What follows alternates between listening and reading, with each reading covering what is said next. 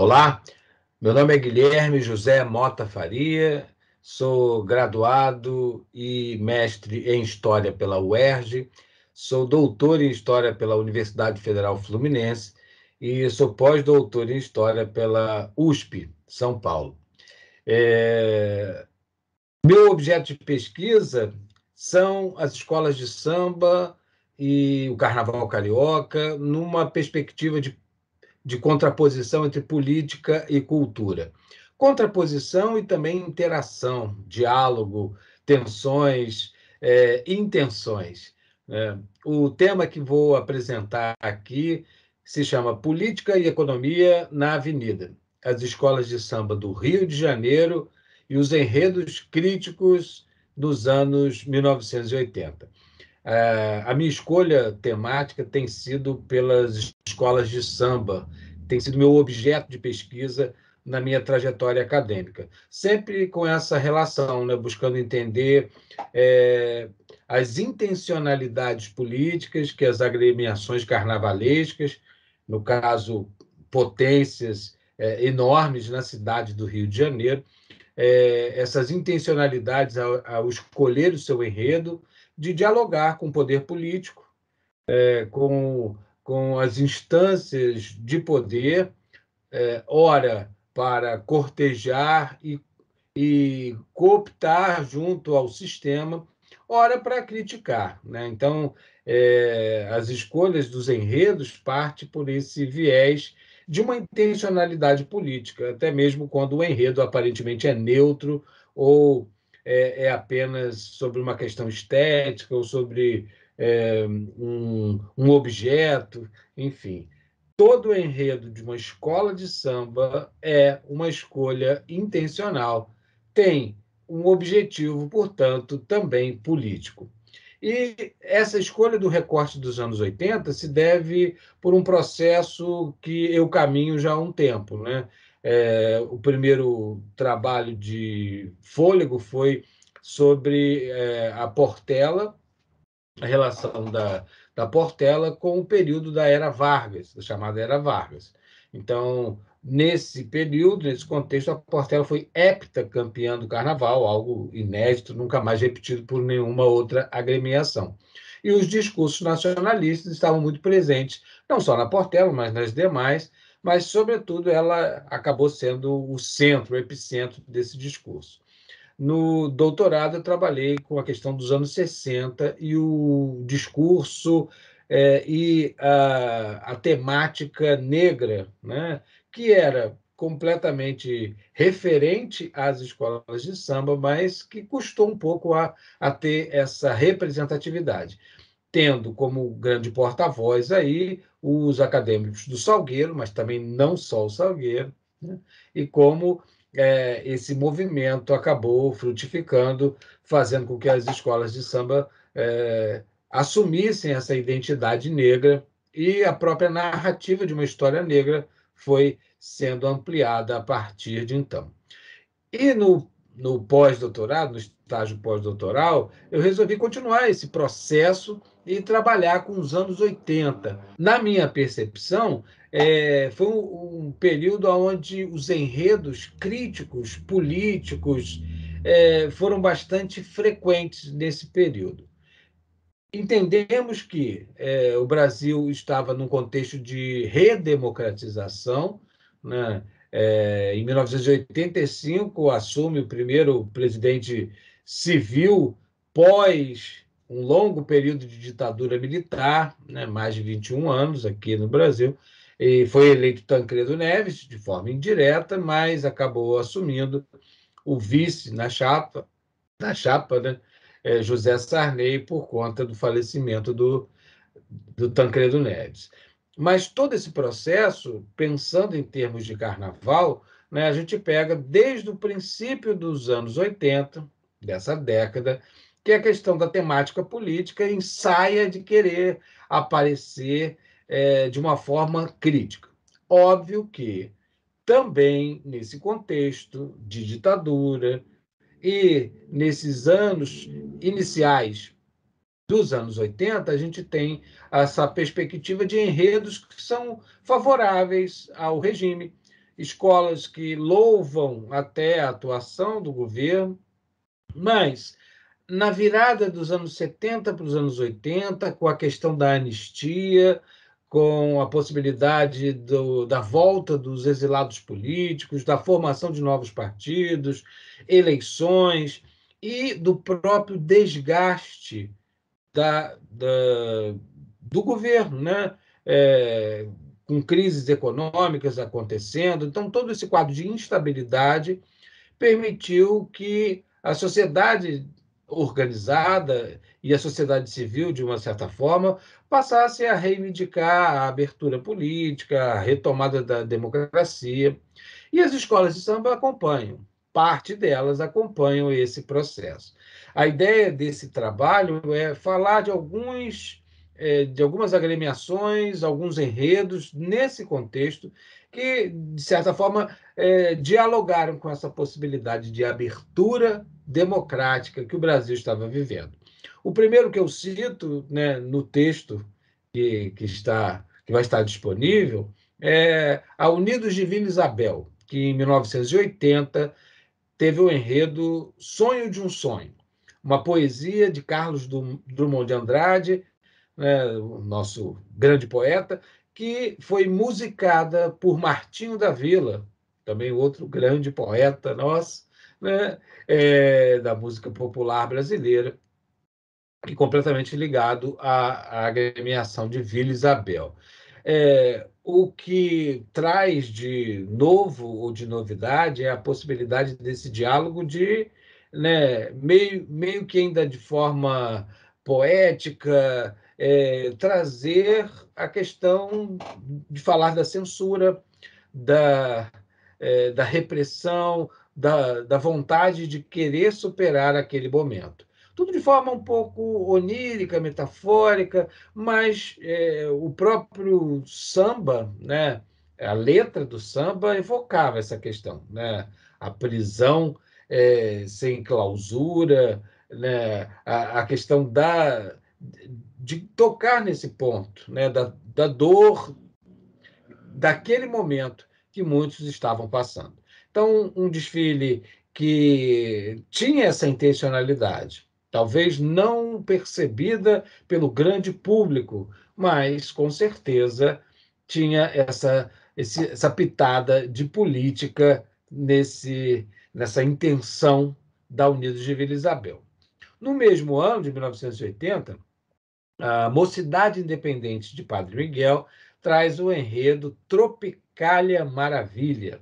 É uma viagem bastante tropical e pegando um gancho, tanto fazendo um link com a Semana de Arte Moderna de 22, com o movimento tropicalista dos anos 60 e com os ícones da cultura brasileira, como o Chacrinha, Carmen Miranda, e a tropicalidade também dos nossos frutos, como o abacaxis. Então, a escola trouxe essa estética, né, tropicalista, mas dentro disso, uma coisa chama a atenção, né? Um último carro alegórico, que é a fauna e a flora brasileira com exuberância, e a palavra anistia em prateado, né? Com destaque na alegoria. E eu faço também uma análise mais profunda, até no texto final do estágio do pós-doutorado, aonde acontece um fato interessante. O locutor, Léo Batista, que era o âncora, um dos âncoras ali da transmissão da Rede Globo para esse desfile, eu assistindo esse vídeo no YouTube, né? Percebi que quando aparece a palavra anistia, um silêncio acontece com o locutor Léo Batista.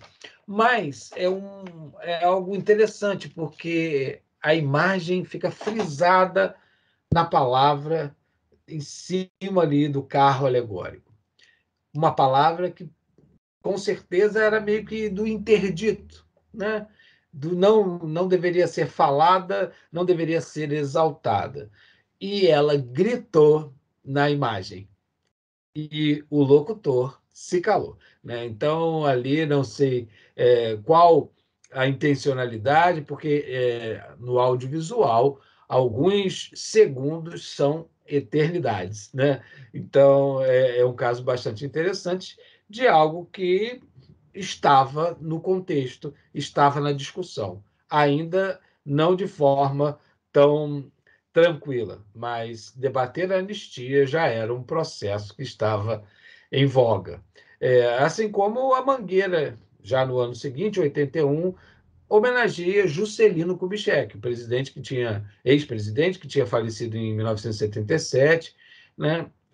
Trazer a figura de JK ainda na ditadura militar era uma coragem, né? Num presidente durante o governo ainda do João Batista Figueiredo, o último presidente militar, que não gozava de nenhuma simpatia popular, né? E enquanto isso, né, lembrar JK, o presidente Bossa Nova, do Sorriso, era, de certa forma, algo que mexia com os brios do governo militar. Um enredo mais no viés econômico, político, mais da ironia, foi da Unidos da Tijuca, em 81, que o que dá para rir, dá para chorar, é o título do enredo.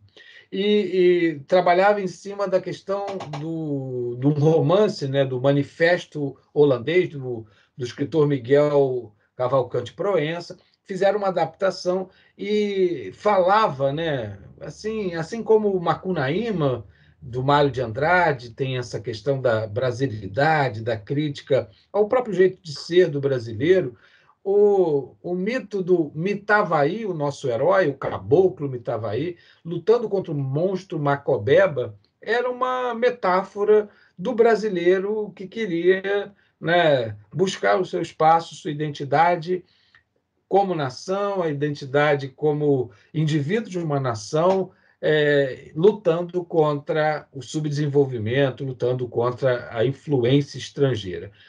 As questões econômicas e a primeira vez assim que o FMI, por exemplo, se materializa em fantasias, em alegorias. O monstro Macobeba foi a alegoria desse monstro foi com os olhos eram dois aparelhos de televisão, né? O carro alegórico feito por copinhos de plástico. Então, várias críticas a essa nossa condição de subdesenvolvimento atrelada a esse monstro, que era uma metáfora desse poder, sobretudo norte-americano. O discurso ali no início dos anos 80 via muito que a nossa dependência econômica, a nossa dificuldade econômica, se devia muito por conta da nossa política subserviente à esfera econômica norte-americana, que era um projeto político da ditadura militar, né? Estar alinhado diretamente aos norte-americanos. Em 82, menos enredos críticos nesse sentido, mas em 83 a gente tem um destacado que é o Traços e Troças, do Acadêmicos do Salgueiro, que era um enredo sobre a caricatura, sobre a charge, né? E com certeza tinha tudo para ser, né? Também a questão, uma coisa que deve ser colocada é que nem sempre a intencionalidade consegue completamente atingir a sua motivação estética, né? Mas a intenção do enredo do Salgueiro era, a partir da ideia das caricaturas, das charges, algo que é super comum, né, nos jornais, aquele espaço das tiras, né, e no Brasil, numa tradição do Pasquim, um jornal que, dentro do contexto da ditadura, conseguia ser crítico e também dialogava com essa linguagem, com o Jaguar, com o Milor Fernandes, enfim, que usavam também dessa estratégia da charge, da caricatura, né, fazer essa crítica à política. Então, vários políticos foram criticados, apresentados, e as menções ao ridículo, né? Ao que era caricatural de cada um deles. Então, foi um enredo que não se complementou e não conseguiu dialogar tão fortemente com o público, mas nessa chave que estamos analisando de enredos políticos, foi bastante eficaz. Assim como no ano de 84 e 85, uma jovem agremiação chamada Caprichosos de Pilares, debutando, né, no grupo principal. Em 84, ela faz uma homenagem ao humorista Chico Anísio, mas vem no seu final com escrito Diretas Já, o movimento das Diretas Já, que estava naquele processo e que seria votado em abril, né, de 84 e que acabou sendo derrubada no Congresso, não passou a emenda parlamentar que instituiria já para aquele ano eleições diretas. Mas a escola já ganhou essa simpatia por trazer esse tema tão abertamente. E em 85, né, ela acabou permanecendo porque teve um problema de iluminação, faltou luz durante 5 ou 6 minutos durante o desfile da Caprichosos e ela acabou não sendo julgada. Com isso, ela permaneceu no grupo, né, nesse grupo. E ela explicitamente vai cantar uma nostalgia, e uma das coisas que ela coloca no samba, fala, né, diretamente, o povo escolhia o presidente.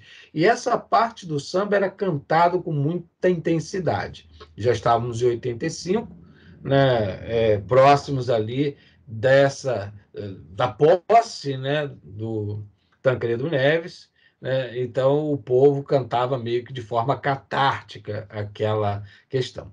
86 é o ano mais forte dessa questão dos enredos políticos transbordando na Avenida, com o Império Serrano, com Eu Quero, uma verdadeira, né, obra-prima do samba, mas que simbolizava também todos os desejos da população para a nova Constituição que estava e seria deflagrada em 1988, né, outorgada em 1988. Então, um samba que é um manifesto de todas as intenções, né, de moradia, de educação, de saúde, dos nossos anseios. Então, o Império Serrano, e um samba extremamente cantado, muito bonito, né, desfilado com muita emoção, né? E os temas da política completamente presentes, como a Portela, uma escola que é tão tradicional, mas falando de imposto de renda, a figura do leão, né, do imposto de renda aparecendo, o FMI, ou seja, assuntos que estavam no noticiário, que pertenciam ao campo da política e ao campo da economia, passaram a fazer parte das fantasias, das alegorias. Fizeram parte naqueles anos 80, que depois vamos discutir também o centenário da abolição, em 1988, né?